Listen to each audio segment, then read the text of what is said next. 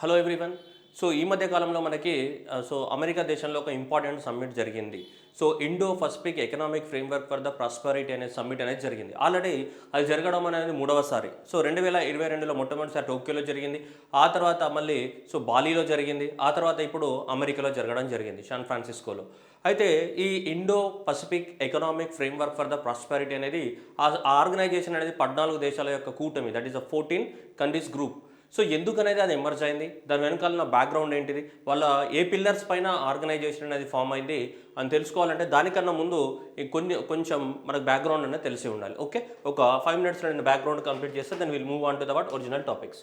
యాక్చువల్గా ప్రపంచంలో ఎక్కడ తీసుకున్నా కానీ ప్రపంచాన్ని కంట్రోల్ చేయాలంటే మేజర్గా చాలా దేశాలు పోటీ పడుతుంటాయి. సో ఇక్కడ మేజర్గా చైనా. సో చైనా ఇక్కడ ఉంటే ఇదంతా కూడా పసిఫిక్ ఓషన్, ఇదంతా కూడా ఏంటిది పసిఫిక్ ఓషన్. ఇక్కడ ఏముంది ఇదంతా కూడా, ఇదంతా కూడా Indian ocean and the Pacific ocean. ఈ ప్రాంతాన్ని మొత్తం కలిపి ఏమంటాం మనం, ఇండో పసిఫిక్ రీజన్ అంటాం. అంటే ఇక్కడ ఈ ప్రాంతంతో బార్డర్ షేర్ చేసుకుంటున్న కంట్రీస్ కానీ, ఇక్కడ ఇండియన్ ఓషన్తో బార్డర్ షేర్ చేసుకుంటున్న కంట్రీస్ కానీ రెండు కలిపి ఏమంటాం, ఇండో పసిఫిక్ రీజన్ అని చెప్తుంటాం. ఓకేనా, ఫస్ట్ పసిఫిక్ ఓషన్ గురించి మాట్లాడుకుందాం మనం. ఈ చైనా అనేది ఈ పసిఫిక్ ఓషన్ని డామినేట్ చేయాలనుకుంటుంది. ఎవరు? China want to dominate the what entire Pacific ocean. ఎందుకంటే ప్రపంచంలో దాదాపు ఎక్కువ మొత్తంలో more than 70% of the trade, exports and imports అన్ని కూడా మనకి పసిఫిక్ ఓషన్ ద్వారానే జరుగుతూ ఉంటాయి. సో ఇక్కడ తీసుకుంటే మనకి యూఎస్ఏ కూడా ఉంది. సో ఇక్కడ కూడా యూఎస్ఏ కూడా డామినేట్ చేయాలనుకుంటుంది. ఇవే కదా global number 1 power, number 2 power. So కాబట్టి ఇక్కడనే మనకి కోల్డ్ వార్ అనేది స్టార్ట్ అయింది, యూఎస్ఏ వర్సెస్ చైనా. సో ఈ పసిఫిక్ ఓషన్లో ఎవరు డామినేట్ చేయాలి, సో పసిఫిక్ ఓషన్లో ఎవరి కంట్రోల్లో ఉంటుందో ప్రపంచం అనేది వాళ్ళ కంట్రోల్లో ఉంటుందని చెప్పేసి మనకి ఎప్పటి నుంచో ఒక నానుడి. ప్రపంచ యుద్ధం వస్తే తర్వాత వాటర్ పైన వస్తుంది థర్డ్ వరల్డ్ వార్ అని చెప్పేసి ఎప్పుడు చిన్నప్పుడు చదువుకున్నాం మనం. సో అట్లాగే ఇప్పుడు ప్రపంచ యుద్ధం, మూడో ప్రపంచ యుద్ధం రావాలంటే నీళ్ళ కోసం అని చెప్పేసి ప్రపంచం అంతా వేచి చూసే, ఎప్పటి నుంచో వేచి చూస్తుంది. ఇక్కడ రావద్దనే కోరుకుందాం. కానీ ఇక్కడ చైనా కానీ యూఎస్ఏ కానీ రెండు కూడా దేనికోసం, ఈ పసిఫిక్ ఓషన్ డామినెన్స్ కోసమే ప్రయత్నిస్తున్నాయి. ఎందుకంటే ఈ ఎక్కువ మొత్తంలో ట్రేడ్ ఇక్కడ నుంచి జరుగుతాయి, అన్ని వనరులు ఇక్కడనే ఉన్నాయి, చాలా దేశాలు ఇక్కడ మనకి బార్డర్ షేర్ చేసుకుంటున్నాయి. సో అందువల్ల పసిఫిక్ దేశాలు అన్నింటిని కూడా కంట్రోల్లో పెట్టుకోవాలన్న ఉద్దేశంతో చైనా, అమెరికా రెండు పావులు కదుపుతూ ఉన్నాయి. అయితే ఇక్కడ ఏం చేసిందంటే అమెరికా, బరాక్ ఒబామా మనకి ప్రెసిడెంట్ ఆఫ్ ద యూఎస్ఏగా ఉన్నప్పుడు 2015 సంవత్సరంలో ఏం చేశారంటే, ఈ పసిఫిక్ ఓషన్తో బార్డర్ షేర్ చేసుకుంటున్న కంట్రీస్ ఏవైతే ఉన్నాయో ఆ కంట్రీస్ అన్నిటిని కూడా అమెరికా గ్రిప్లో పెట్టుకోవాలని చెప్పేసి ఒక అగ్రిమెంట్కి తెరదీసినారనమాట. ఆ అగ్రిమెంట్ పేరే ట్రాన్స్ పసిఫిక్ పార్ట్నర్షిప్. 2015లో డ్రాఫ్ట్ తయారు చేయడం జరిగింది. డ్రాఫ్ట్ తయారు చేశారు, దాని పేరేంటి, ట్రాన్స్ పసిఫిక్ పార్ట్నర్షిప్. అంటే పసిఫిక్ ఓషన్ తోటి బార్డర్ షేర్ చేసుకుంటున్న కంట్రీస్ అన్నిటిని కూడా ఏం చేయాలి, పార్ట్నర్స్గా చేసుకోవాలి. ఆ పార్ట్నర్గా చేసుకొని వాళ్ళందరినీ వాళ్ళ కంట్రోల్లో పెట్టుకోవాలి. వాళ్ళు పార్ట్నర్స్ అవ్వాలంటే ఏం చేయాలి, వాళ్ళ దేశాల నుంచి చేసే ఎక్స్పోర్ట్స్ అండ్ ఇంపోర్ట్స్ ఏవైతే ఉంటాయో వాళ్ళందరికీ కూడా ట్యాక్స్ కన్సెషన్స్ ఇవ్వాలి. అలా 12 దేశాలతోటి, ఎన్ని కంట్రీస్ తోటి, 12 కంట్రీస్ తోటి అమెరికా అనేది దీన్ని ఇనిషియేట్ చేయడం జరిగింది. దేన్ని, ట్రాన్స్ పసిఫిక్ పార్ట్నర్షిప్ అనే అగ్రిమెంట్ని అమెరికా అనేది ఇనిషియేట్ చేసింది. ఏ కంట్రీస్ అంటే ఇవన్నీ బార్డర్ షేర్ చేసుకునేవి పసిఫిక్ ఓషన్ తోటి. ఫస్ట్ ఏంటిది, కెనడా కానీ, యూఎస్ఏ కానీ, మెక్సికో కానీ ఆటోమేటిక్గా బార్డర్ షేర్లో ఉంటాయి. అండ్ నెక్స్ట్ ఏంటి, పెరు, చిలీ, ఇవన్నీ కూడా బార్డర్ షేరింగ్లో ఉన్నాయి. ఇక్కడ నుంచి 5 కంట్రీస్ ఉన్నాయి ఇక్కడ. ఓకే, ఇవి 3. ఇటు వస్తే ఇటు పోతే మనకి జపాన్ కానీ, వియత్నాం కానీ, ఇక్కడ తీసుకుంటే బ్రూనై కానీ, నెక్స్ట్ ఏంటి సింగపూర్ కానీ, మలేషియా కానీ, ఆస్ట్రేలియా కానీ అండ్ న్యూజిలాండ్ కానీ.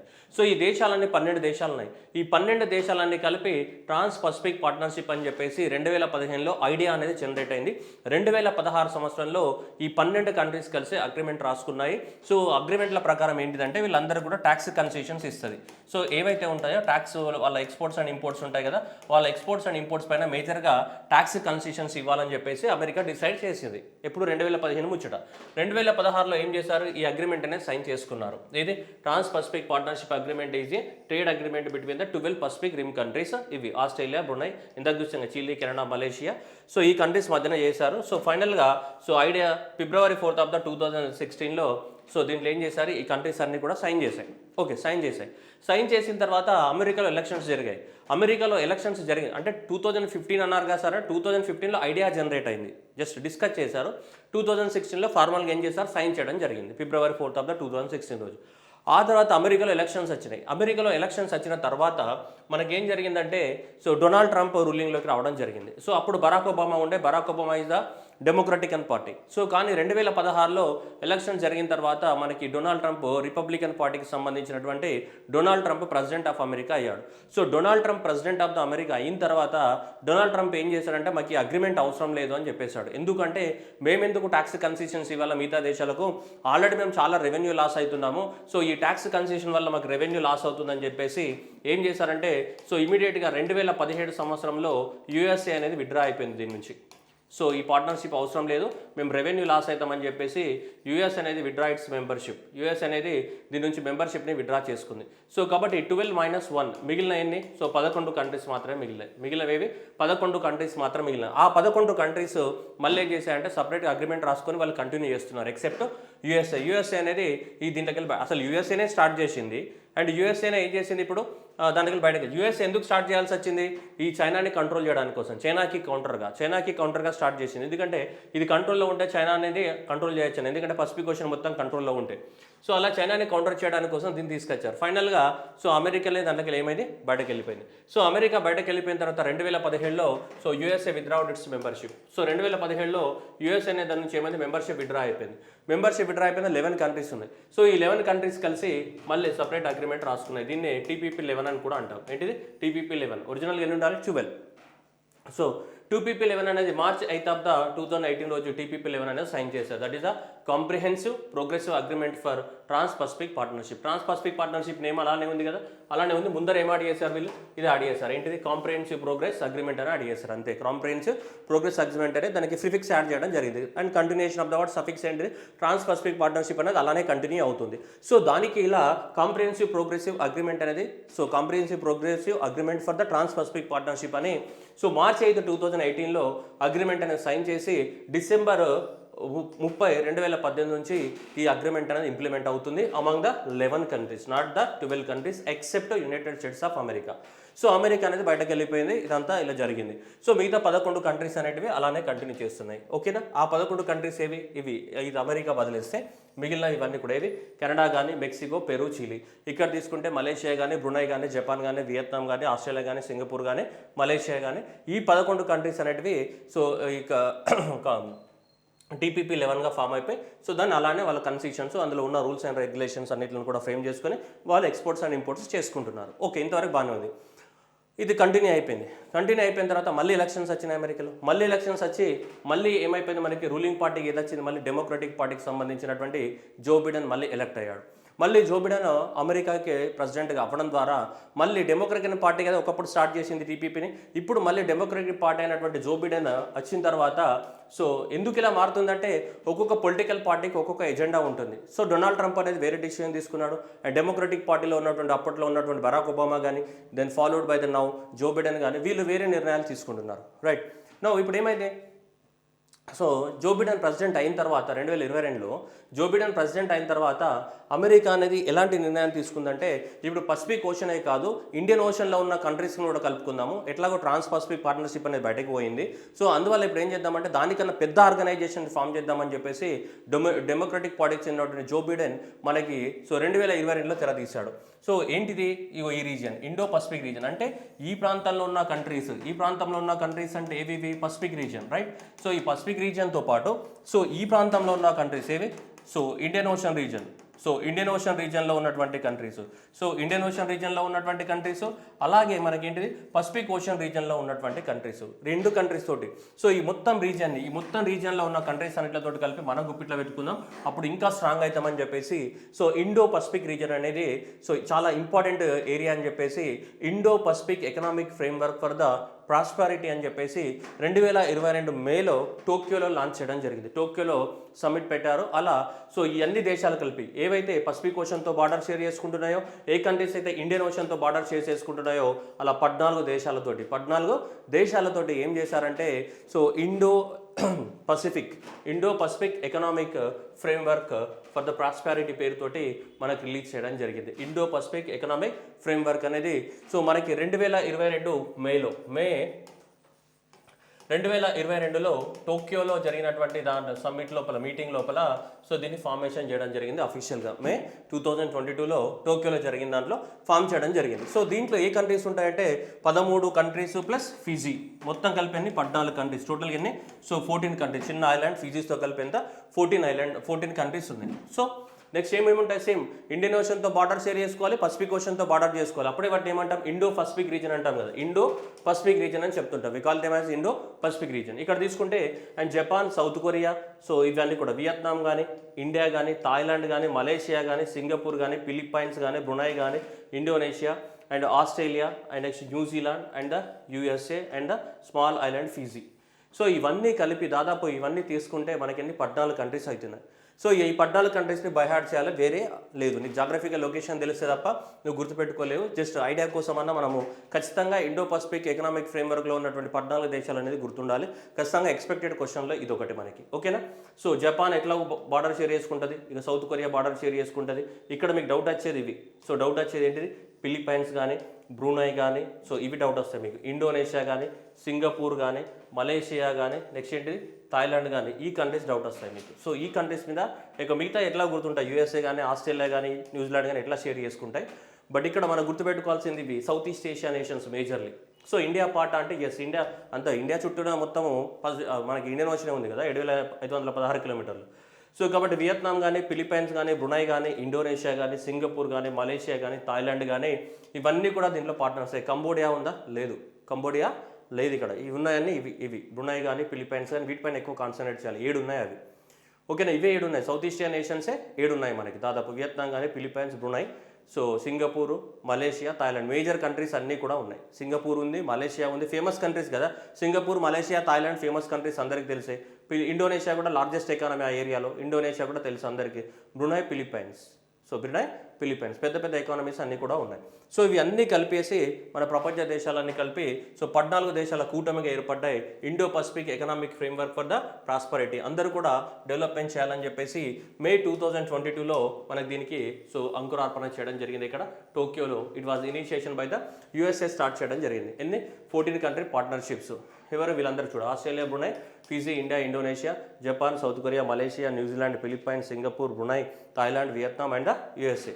సో దాదాపు ఈ 14 కంట్రీస్ కనుక తీసుకుంటే ఈ 14 కంట్రీస్ అనేది ప్రపంచంలో ఉన్నటువంటి 40% ఆఫ్ ద జీడిపికి ఈక్వల్, ఈ కంట్రీస్ యొక్క జీడిపి. అలాగే ప్రపంచంలో 28% ఎక్స్పోర్ట్స్ అండ్ ఇంపోర్ట్స్ అనేటివి ఈ కంట్రీస్ ద్వారానే జరుగుతున్నాయి. 28% of the trade and 48% of the GDP. ఈ అన్ని దేశాల జీడిపి కలిపితే ప్రపంచ జీడిపిలో 40%. సో ప్రపంచంలో ఎక్స్పోర్ట్స్ అయ్యే ప్రపంచ దేశాలలో ఎక్స్పోర్ట్స్ అండ్ ఇంపోర్ట్స్ ఏవైతే ఉన్నాయో ఆ ఎక్స్పోర్ట్స్ అండ్ ఇంపోర్ట్స్లో 28% అనేది ఇక్కడ నుంచి జరుగుతాయి. 28% అనేది ఇక్కడ నుంచి జరుగుతుంది. ఇక్కడ ఏంటిది మనకి 40% ఆఫ్ ద గ్లోబల్ జీడిపి, 28% అనేది మనకి ఎక్స్పోర్ట్స్ అండ్ ఇంపోర్ట్స్ అనేవి ఈ కంట్రీస్ నుంచి జరుగుతాయి. ఇండియా నుంచి ఈ 14 కంట్రీస్ నుంచి. 14 కంట్రీస్ అనేది జాగ్రత్తగా గుర్తుపెట్టుకోవాలని ట్రై చేయాలి, రట్టా మార్నా సీదా. Okay right. వీటి యొక్క ఫస్ట్ సమ్మిట్ అనేది సో 2022 టోక్యో జపాన్లో జరిగింది. And second summit of the ఈ 14 కంట్రీస్ బాలి ఇండోనేషియాలో జరిగింది. అండ్ ఇప్పుడు థర్డ్ సమ్మిట్ అనేది వెరీ రీసెంట్గా నవంబర్లో సో నవంబర్ 14th రోజు మన శాన్ ఫ్రాన్సిస్కో 2023లో జరిగింది. ఎప్పుడు నవంబర్ 2023లో శాన్ ఫ్రాన్సిస్కో యూఎస్కేలో జరిగింది. ఏది third summit. First summit Tokyo జపాన్లో, సెకండ్ సమ్మిట్ బాలి ఇండోనేషియాలో, అండ్ థర్డ్ సమ్మిట్ అనేది 2022లో 2 జరిగినాయి. ఓకే సో 2023లో ఇప్పుడు third Indo Pacific economic framework for the prosperity అనేది మనకి ఈ వీటి యొక్క సమ్మిట్ అనేది జరిగింది. ఓకే అయితే ఇవి ఇంపార్టెంట్. ఆల్రెడీ గ్రూప్ 4లో మన రీసెంట్ ఎగ్జామ్లో గ్రూప్ 4లో ఆల్రెడీ అడిగి ఉన్నాడు మనకి అప్పట్లో కరెంట్ అఫైర్స్ పార్ట్లో. ఈ Indo Pacific economic framework for the prosperity ఏదైతే ఉందో సో ఈ 14 కంట్రీస్ ఏం చేయాలనుకుంటున్నాయంటే ఈ 14 కంట్రీస్ అనేది 4 పిల్లర్స్ని ఇంప్లిమెంట్ చేయాలనుకుంటున్నాయి, 4 ఐడియల్స్ని ఫాలో అవ్వాలనుకుంటున్నాయి. Pillar 1 trade, exports and imports జరగాలి. అండ్ సప్లై చైన్ మెకానిజంని స్ట్రాంగ్ చేయాలి. క్లీన్ ఎకానమీ అంటే renewable energy, solar energy, wind energy ఉంటాయి కదా, అలాంటి ఎకానమీస్ అలాంటి వాటి మీద కాన్సన్ట్రేట్ చేయాలి.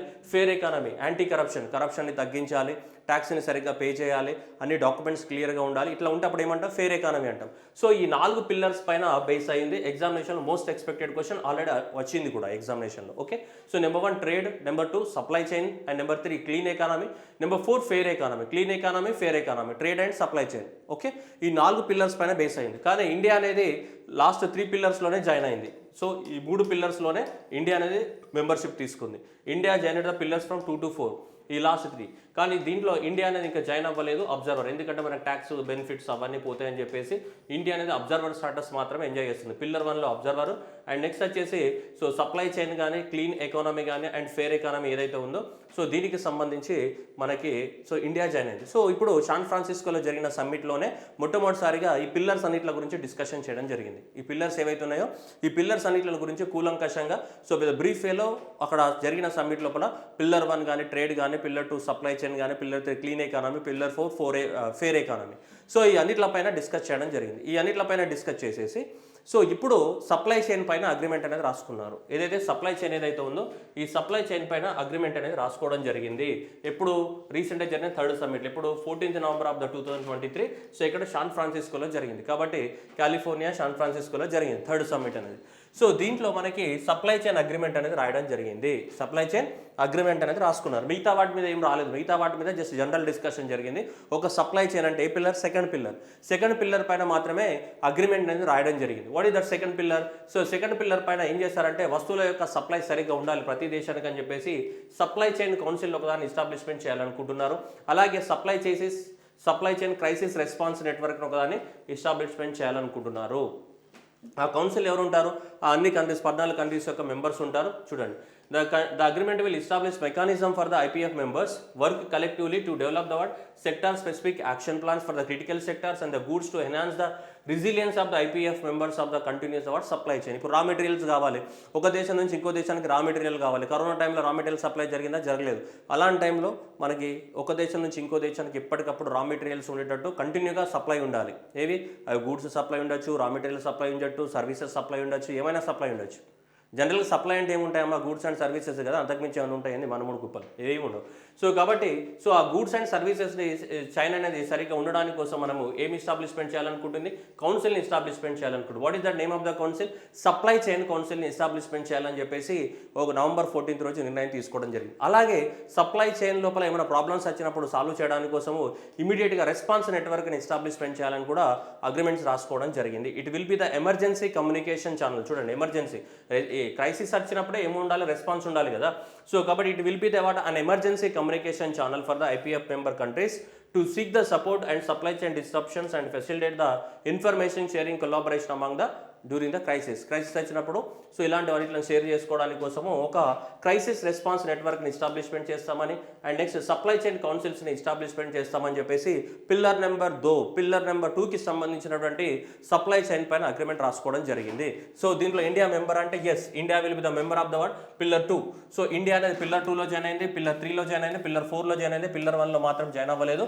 పిల్లర్ 1లో ఓన్లీ ఏంటంటే అబ్జర్వర్ స్టాటస్ ఎంజాయ్ చేస్తుంది, అంటే అబ్జర్వ్ చేస్తుంది అంతే. జాయిన్ అవ్వాలా జాయిన్ అవ్వకూడదని ఫ్యూచర్లో డిసైడ్ చేస్తుంది అనమాట. సో ప్రస్తుతానికి ఇండియా అనేది 2, 3, 4లో మెంబర్స్. కాబట్టి ఎగ్జామినేషన్లో మనం మిస్టేక్ చేసే నోటింత మనవాడేది ఇదే India will be member of the all 4 pillars అంటారు. No, India will be the member of only 3 pillars. Okay, అది India is not a member of the trade pillar. Okay, next అది గుర్తుపెట్టుకోవాల్సిన అవసరం చాలా ఉంది. ఇప్పుడు మనము సప్లై చైన్ అగ్రిమెంట్ అనేది దేనికి సంబంధించింది? Pillar number 2. So pillar number 2 కింద ఏమన్నాడు? సప్లై చైన్ కౌన్సిల్ని ఫామ్ చేస్తారంట ఈ దేశాల మధ్యన. ఒకటే సప్లై చైన్ కౌన్సిల్ని ఒకటి, and now supply chain crisis response నెట్వర్క్ని ఒకదాన్ని ఫామ్ చేస్తామని చెప్తున్నారు. Okay, supply chain council, supply chain crisis response network ఒకటి, అండ్ నెక్స్ట్ వచ్చేసి ఏంటి మనకి సప్లై చైన్ కౌన్సిల్ ఏదైతే ఉందో దీన్ని ఫామ్ చేస్తామని మనకి చెప్పడం జరుగుతుంది. సో కాబట్టి మీరు గుర్తుపెట్టుకోవాలి ఇవి. ఓకేనా, very important for examination. So ఇవన్నీ కూడా. So Indo Pacific economic framework for the prosperity. So 3 సార్లు సమ్మిట్లు జరగడం జరిగింది. టోక్యో, ఇండోనేషియా, అండ్ ఇప్పుడు శాన్ ఫ్రాన్సిస్కో యూఎస్లో జరిగింది. ఈ పిల్లర్స్ కంట్రీస్ అనేది కొంచెం గుర్తుపెట్టుకోవడం కష్టమే, అందుకని చెప్పి జాగ్రఫీకి గుర్తుంటే ఈజీ, లేదంటే కొంచెం కష్టం. అందుకనే you need to concentrate more on this one. ఈ ఏరియాస్ పైన వియత్నాం కానీ, ఫిలిప్పైన్స్ కానీ, బ్రునై, ఇండోనేషియా, సింగపూర్, మలేషియా ఈ ఏరియాలో. సో ఈ ఏరియాలో ఉన్నటువంటి కంట్రీస్ పైన ఎక్కువ మొత్తంలో కాన్సన్ట్రేట్ చేయాల్సి ఉంటుంది. వియత్నాం కానీ, Philippines, Brunei, Indonesia, Singapore, Malaysia, India. So Indian ocean తోటి పసిఫిక్ ఓషన్ తోటి ఏం చేయాలి? బార్డర్ షేర్ చేసుకోవాలి. అది ఇండియన్ ఓషన్తో షేర్ చేసుకున్నా, పసిఫిక్ ఓషన్తో బార్డర్ షేర్ చేసుకున్నా నో ప్రాబ్లం. బట్ ఏదో ఒక ఓషన్ తోటి ఏమి ఉండాలి? బార్డర్ షేర్ చేసుకుంటూ ఉండాలి. So these are the what counter to the China. యాక్చువల్గా కౌంటర్ టు ద చైనా ఏంటిది? Trans Pacific partnership. కానీ అమెరికాలో రూలింగ్ పార్టీ చేంజ్ అవ్వడం వల్ల అది పక్కకి వెళ్ళిపోయింది. సో మళ్ళీ ఇప్పుడు జో బైడెన్ వచ్చిన తర్వాత సో మనం పసిఫిక్ ఎందుకు ఇండియన్ ఓషన్ కంట్రీస్ని కూడా కలుపుకుందామని చెప్పేసి సో ఇండియన్ ఓషన్ కంట్రీస్ కూడా కలుపుకున్నారు. దాంట్లో చిన్న ఐలాండ్ ఈవెన్ ఫీజీ కూడా ఉంది. ఇట్లాంటి ఎగ్జామినేషన్లో అడుగుతాడు. Fiji also member. 13 కంట్రీస్, చిన్న స్మాల్ ఐలాండ్ ఏంటి? ఫీజీ. ఫిజీ కూడా మెంబర్ అనమాట. సో ఇండియా మెంబర్ అంటే ఎస్. ట్రాన్స్ పసిఫిక్ పార్ట్నర్లో ఇండియా మెంబరా? కాదు. India is not sharing any border with the what Pacific ocean. కానీ ఇండియా టీపీపీలో మెంబర్ కాదు. ఇండియా దేంట్లో మెంబర్? సో దీంట్లో మెంబర్. ఎందుకంటే ఇండియన్ ఓషన్తో బార్డర్ షేర్ చేసుకుంటుంది కాబట్టి ఇండో పసిఫిక్ ఎకనామిక్ ఫ్రేమ్వర్క్. ఓకేనా? సో ఇది మనకు సంబంధించినటువంటి ముచ్చట్లు దీనికి సంబంధించి. ఏది? So Indo Pacific economic framework for the prosperity.